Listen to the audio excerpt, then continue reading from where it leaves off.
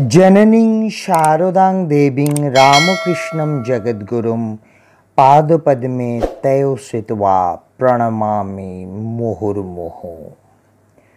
সময়টা 18-19 শতক। বাংলায় নারীদের মধ্যে একটা তীব্র ইচ্ছা ক্রমশ জেগে উঠছিল, লেখাপড়া করবার ইচ্ছা। কিন্তু তা বাস্তবায়নের পথে বাধার মুখোমুখি হতে হয়েছে বিস্তর, বিশেষ করে গ্রামীণ বালিকা কিশোরীদের। শারদামণির লেখাপড়ার ঝোঁক ছিল, আর নিজের বাপের বাড়িতে বিশেষ বাধা তিনি পাননি।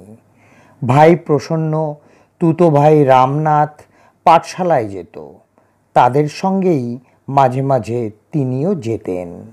মা বলছেন তাতেই একটু শিখেছিলুম। কিন্তু বিয়ের পর ছবিটা বদলে গেল।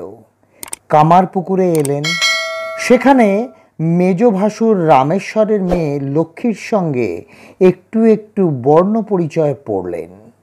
কিন্তু শ্বশুর বাড়িতে লক্ষ্মীর মতো স্বাধীনতা বালিকা শারদার ছিল না। হৃদয় শ্রী রামকৃষ্ণের ভাগ্নে। একদিন হঠাৎই তিনি শারদামণির হাত থেকে বর্ণ পরিচয় কেড়ে নিলেন। বললেন, মেয়ে মানুষের লেখাপড়া শিখতে নেই, শেষে কি নাটক নভেল পড়বে? শারদামণি বলছেন, লক্ষ্মী তার বই ছাড়লে না, ঝিয়ারি মানুষ কি না জোর করে রাখলে। এই নিগ্রহের কথা পরবর্তীকালে মা শারদার স্মৃতিচারণায় এসেছে। উচ্চকিত হয়তো নয়, কিন্তু অনুভব বেদ্য। মা শারদা মৃদুতাকেই হাতিয়ার করে নীরবে লড়াই করেছেন এবং বিজয়িনী হয়েছেন। মুখ ছিলেন না, আবার কর্কশভাবে মুখরও ছিলেন না কোনো দিন। ভাগ্নে হৃদয় মামিমার বর্ণপরিচয় পড়া জোর করে ধমকে বন্ধ করে দিয়েছিলেন। শারদামণিও হৃদয়ের সঙ্গে তর্ক করেননি, তার কথা মেনেও নেননি। মা শারদা জানাচ্ছেন, আমি আবার গোপনে আরেকখানি বর্ণপরিচয় 1 আনা দিয়ে কিনে আনলুম। লক্ষ্মী গিয়ে পাঠশালায় পড়ে আসতো, সে এসে আবার আমায় পড়াতো। শ্রী রামকৃষ্ণ তখন চিকিৎসার জন্য কলকাতায় শ্যামপুকুরে। দক্ষিণেশ্বরে শারদামণি একা আছেন। ভবমুকুজ্জেদের বাড়ির একটি মেয়ে গঙ্গায় নাইতে আসতো সেই সময়। সে প্রায়ই মায়ের নিঃসঙ্গতা দূর করার জন্য অনেকটা সময় তার সঙ্গে কাটাতো। মা শারদা বলছেন, সেই অবকাশেই চলত পাঠ প্রদান ও শিক্ষা লাভ।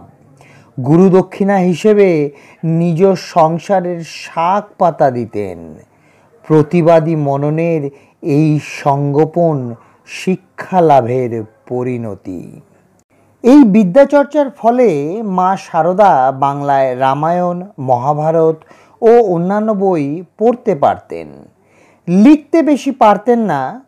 প্রসঙ্গত গৃহী ভক্তেরা এবং সাধু ব্রহ্মচারীরা বিভিন্ন সময়ে মাকে নানা সমস্যা নিয়ে প্রশ্ন করতেন।